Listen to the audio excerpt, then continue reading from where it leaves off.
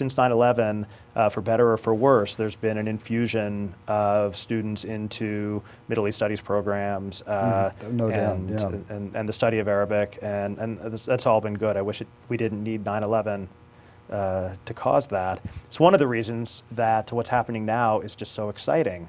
That it's wonderful to be in demand from the media about something which is not terrorism, which is not the invasion of Iraq. That all of a sudden you can go and look, you can see people in the ordinary public who are suddenly seeing these Arabs as people just like them.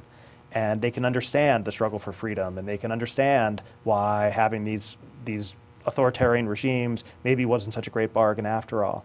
And I think after a decade of having everything seen through the lens of terrorism, I think this is revolutionary.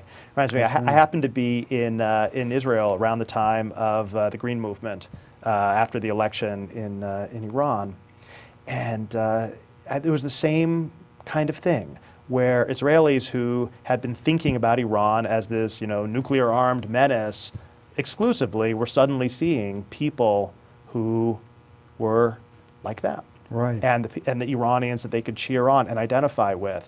And so I think it'll be very interesting to see if this transforms the way the broader American public thinks about the Arab world now.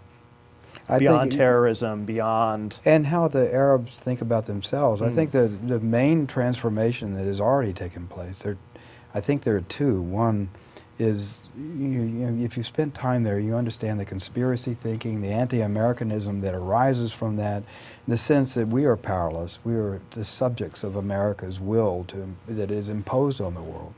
And suddenly, in Tunisia, a fruit vendor puts 2 liters of paint thinner on himself and sets the whole region on fire.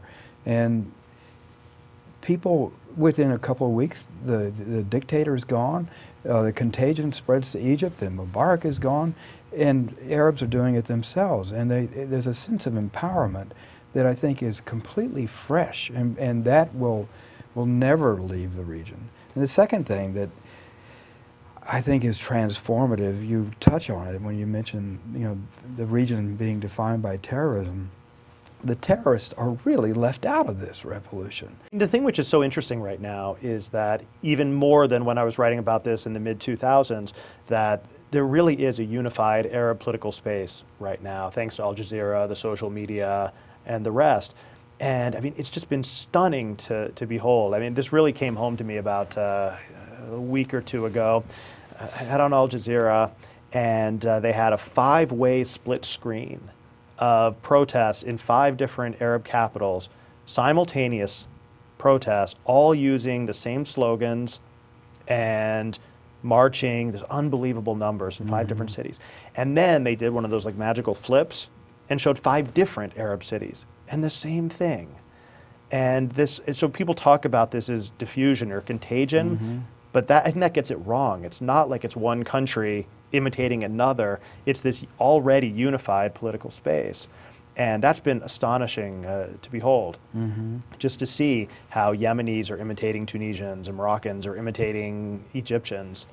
But each country's different. And I think that one of the really depressing things right now is that what's happening in Libya has, I think, taken the carnival atmosphere away from it, where it's like, okay, if you're Syrian or you're Saudi, well, of course you would want to be one of the kids in Tahrir celebrating change, but do you want to be one of the guys in Tripoli being butchered by gunships? Maybe not. And so I think Libya could end up being a decisive turning point for how far this freedom train, as you put it, really spreads.